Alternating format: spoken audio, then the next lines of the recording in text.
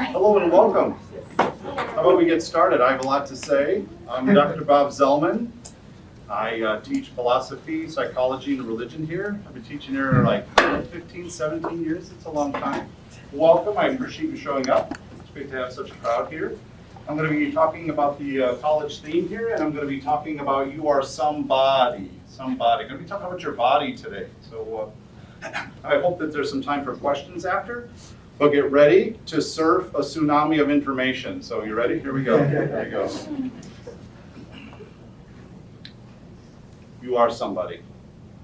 We can will it, we can do it. Your body is the instrument and you are the music. Nobody, anybody, everybody. Philosophers usually talk about mind or spirit. Today I'm highlighting your body, your physical envelope, to be in awe of it, and I invite you to take care of it. Note the reference to identity using the body as a focal point. We are somebody. My talk is about your body as the unconscious source, the ground and reference for most of who you are, and that we ought to actually be in awe of ourselves, particularly our embodied bits. Your physical self is the beginning and end of you and your ability to do anything. It sets the table. Heck, it is the table for you to act in the world. Consciousness is important, but without the body, you are nobody. I don't want to pull the mind and body apart like people do constantly in dualist kind of philosophies, but I want to highlight the body today. We're born, we don't know why. We're thrown here, as Heidegger said. We're born bodies first, consciousness and its development occurs second. First, we are nobodies. Then, thanks to our parents, we develop into some bodies. And with the right kind of support and growth, we can sense communion with others. And we are truly like every body in profound ways. So let's talk about your body and what it does. And how much work is going on that you consciously don't do. That you consciously do and luxuriously live off, but you're not aware of. Let's appreciate how much of your conscious willing is completely dependent on all the blue-collar work your embodied self does so that your executive self can function. It's so complicated, though. Will, that was in the title of our talk, will. Will is a fascinating notion. It seems to involve a conscious notion of awareness and choice and energy and direction and intention towards one thing over another. It's that drive and interest and passion and direction that we hold so dear, that seems so fitting and obvious about ourselves and our individual selves. And in our individualistic culture, this selfishness has been raised to the heavens as a sine qua non perfection, demonstrating how one person made themselves via choices individually in their own way, as if that were ever actually the case.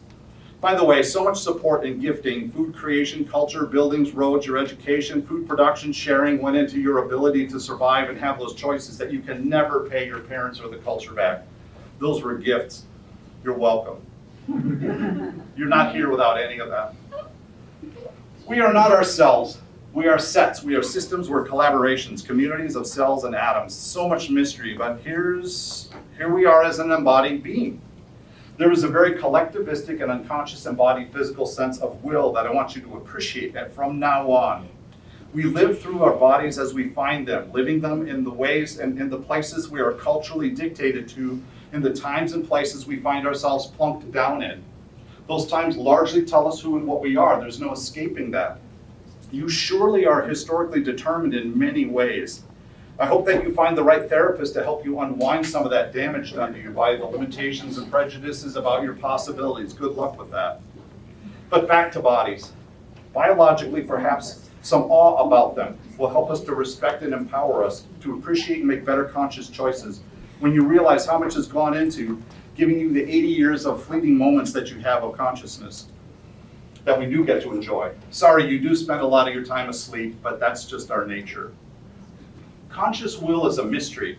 That mindfulness, that drive that we take credit for, but we didn't create, but rather just channel, that our bodies naturally provide. As Aristotle hinted, that our conscious, rational selves merely harness and attempt to organize and steer that push that comes from inside our productive and purposeful ways, our drives for food, sex, and power.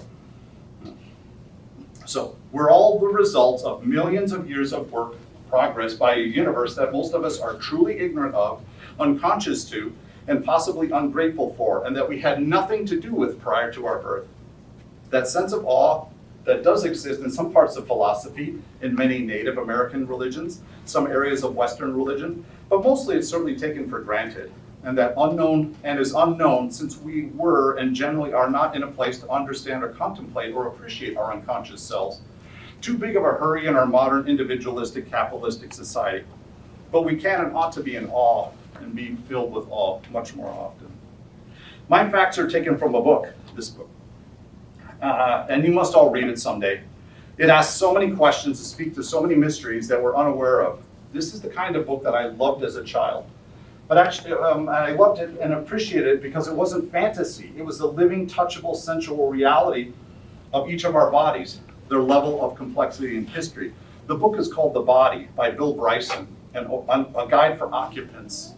A brilliant book, truly. Most of what follows, this is a book report from this book.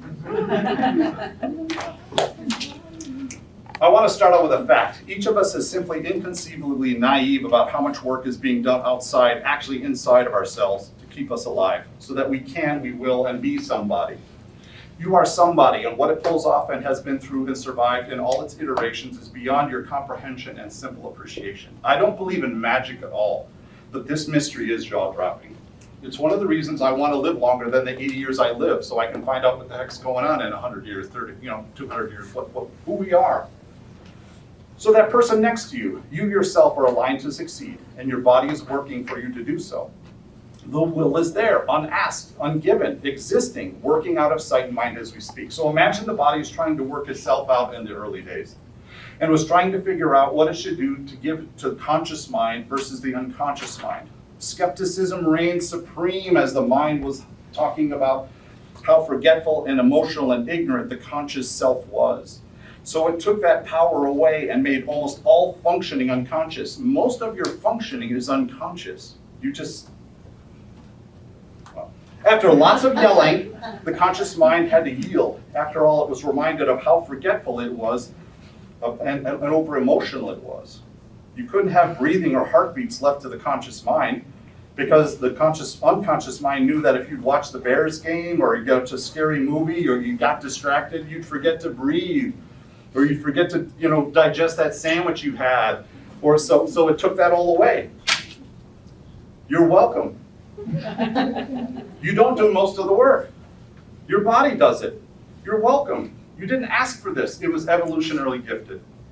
So let's get chemical. Things that are and you are not aware of, but work to make you work so that you can and you will. You are 60% oxygen, a colorless gas. You are 59 elements altogether. You are 30 pounds of carbon.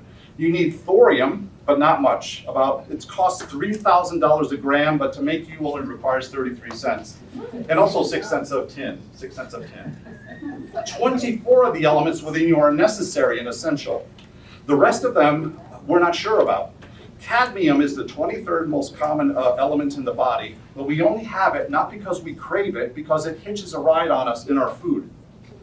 Cadmium is actually very, very toxic and you should avoid it, but it hitches a ride. I was fascinated to hear that. Wow. Lots of other tiny amounts of chemicals are there and need balancing, not too much, not too little. An intricate dance of atoms goes on inside. Something, you, is managing all this. Well, what is it? So atoms inside, a pile of atoms, isn't a human being, much less a living one. So now comes the Frankenstein problem. What is life? We're unaware of so much. For example, how many times a day do you close your eyes to blink?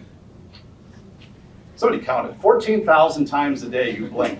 About 23 minutes a day your eyes are closed. Then in some of my classes, the students' eyes are closed a little more than that. You never have to think about that, lucky you. It's done for you. You can take credit because it does it sort of without you. You get to take the credit, and all this work, we live on this work already done. The big mystery. How do we go from inert atoms to a living thing, much less a being with a mind? Realize the difference between your brain, the wet, mucky bit of stuff in your skull weighing 4 to 6 pounds, exists in complete darkness, but somehow has something to do with the mind, that amazing awareness of life, colors, and light that we call the experience of life that we mysteriously pass out of into sleep, maybe a small death perhaps, and groggily rise from every morning. The gap between matter and mind is one we just don't have much to say about. Again, it's just done for you. You're welcome. Your body undertakes an immense number of tasks without requiring an instant of your attention. In the last second, your body just made 1 million red blood cells. They run through you 150,000 times delivering oxygen, then they submit to other cells for their death, all for your greater good. The 7 octillion mindless atoms, 7 with 27 zeros after it, that make you have no compulsion to make you, since they are simply inert, unassociated. Somehow they operate in an organized way to make you you. Building and maintaining and developing and inventing the systems is more than you've ever imagined. All that planning makes for some packed complexity. The surface area of your lungs, smoothed out, would cover a tennis court. The length of all your blood vessels, if end to end, placed end to end, would go 2.5 times around the earth. Your DNA, that which makes you, is the most amazing. There is 1 meter, almost 3 foot of DNA enfolded in every cell in your body. All stranded together, the DNA in your body would stretch 10 billion miles to beyond Pluto. That is a lot of information stored in you. You should have more respect for the person sitting next to you. The potential pathways in your brain, put end to end, would be over 4 million miles long. These facts are mind-boggling, awe-inspiring. You should have more respect for yourself. All done for you. Lucky you. So here's the philosophical problem. Atoms are not alive, but at some point their organization, they do act together to make a living thing. And here's the mystery. How and why do they do that? Your cells are full of busy structures, but none of them are actually alive. They're brought together and they're alive. So at what point do they become living? And by the way, nothing's in charge. DNA is the map and the structuring of you. DNA is amazing. All that information packed in their DNA is thin. It would take 20 billion strands of DNA laid side by side to equal the thickness of 1 human hair. DNA's job is to make more of you. DNA is stable. There are parts of your DNA that are tens of thousands of years old. You have lots of heirloom DNA. It makes about 1 error for every billion letters copied. That means about 3 errors per cell division. Most of these mutations mean nothing, but sometimes they're significant, and that's evolution. There is within you an unbroken line of DNA that goes back 3 billion years. Onto DNA. It guides genes that make proteins and chemicals that structure and maintain you. All DNA in human beings is 99.9% the same. We all share that. 99% is the same. The 3 or 4 million differences that make you make all the difference. You also have about 100 personal mutations, stretches of genetic information that are yours and not your parents'. That's why you sometimes don't look like your parents. Right? You have a little bit of a difference there that are uniquely yours. You're welcome. Only 2% of your genome code is proteins. The rest is a mystery. One gene sequence, ALU, shows up as gibberish, and in very strange places it constitutes 10% of your genetic makeup, and no one knows why. All the unknown stretches of DNA used to be called junk DNA. Now they're called dark DNA because we just don't know what they mean. We just don't know what they are yet. Doing everything wrong, your body still preserves you. Amazing. It runs for decades with very little requirements, puts up with overeating, smoking, and even watching the ice capades. 5 out of every 6 smokers don't get cancer. Suicide by lifestyle takes decades. It's estimated that 1 out of every 5 cells in your body turns cancerous, and your immune system kills them. You catch cancer several thousand times a year, and your body saves you. You're welcome. Your body has 37.5 trillion cells that operate almost perfectly. We are not perfect, though. We grow impacted molars. We can't create vitamin C. Most animals can. Zebrafish can grow a new heart if theirs is damaged. We can't do that, but you also don't have to live in a fish tank either.